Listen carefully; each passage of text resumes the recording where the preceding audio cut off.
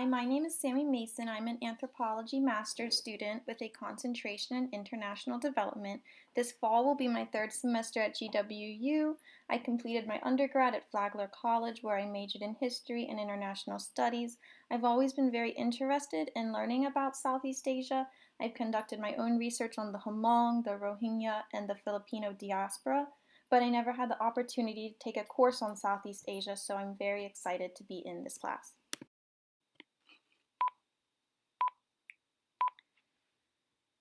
I really enjoyed my previous work on the Philippines, so I wanted to research an animal from there, and I found the carabao, which is the Philippine water buffalo.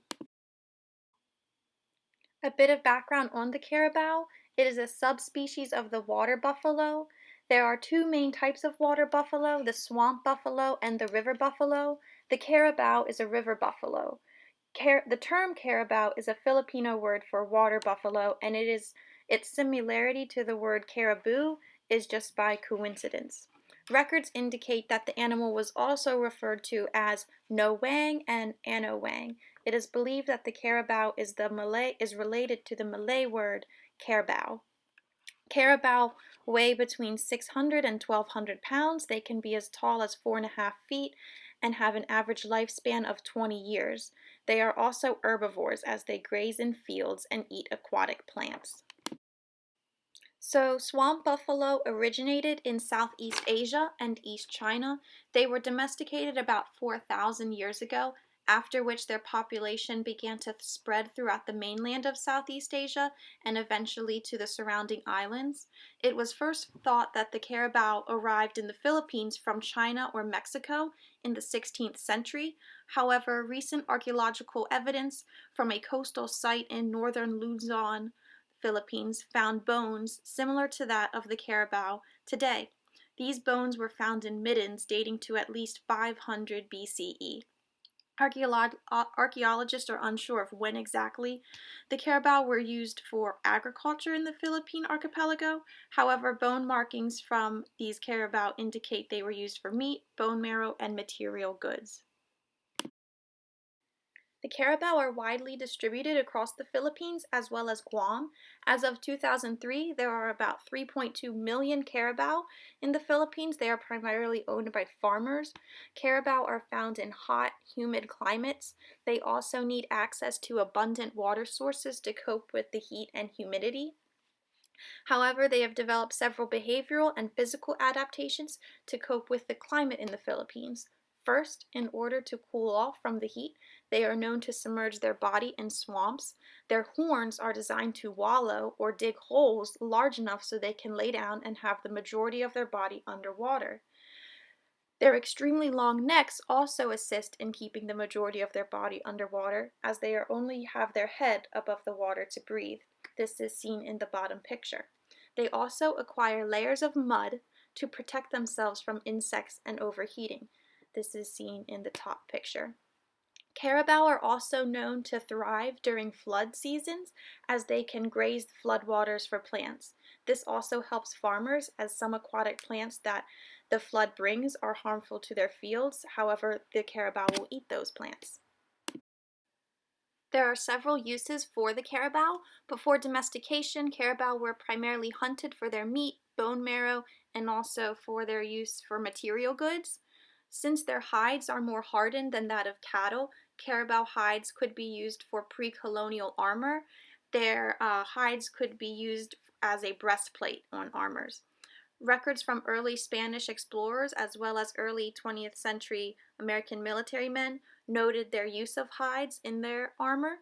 Additionally, horns from those which are not slaughtered for meat are regularly trimmed and made into polished jewelry, silverware, bowls, and more. Today, the primary use of carabao is agricultural, particularly for rice. For example, of the 3.2 million carabao in the Philippines, 99% are owned by small-scale, low-income farmers. They are used to both plow the soil and harvest the crop. The Philippine government has even included the carabao in its development plans with the creation of the Philippine Carabao Center in 1992. The center is dedicated to establishing more carabao-based enterprises, inventing new technology, and genetically improving carabao to be bigger, stronger, and more nutritious, therefore producing better income for farmers. Finally, the carabao are also a source of meat, milk, and transportation. Here are some other visuals of carabao uses.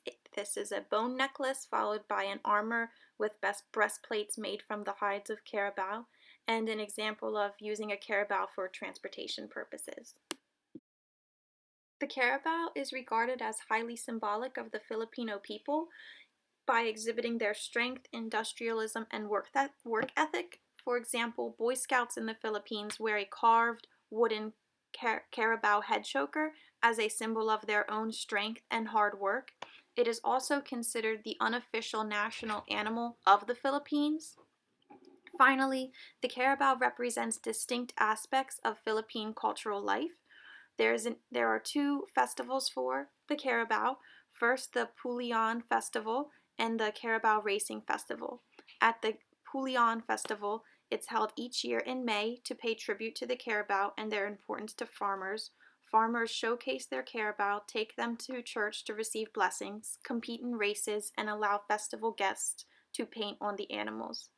The top picture is a picture of the Carabao Racing Festival, and the bottom picture is at the Pulian Festival. So I also found an interrelation between the carabao and COVID-19.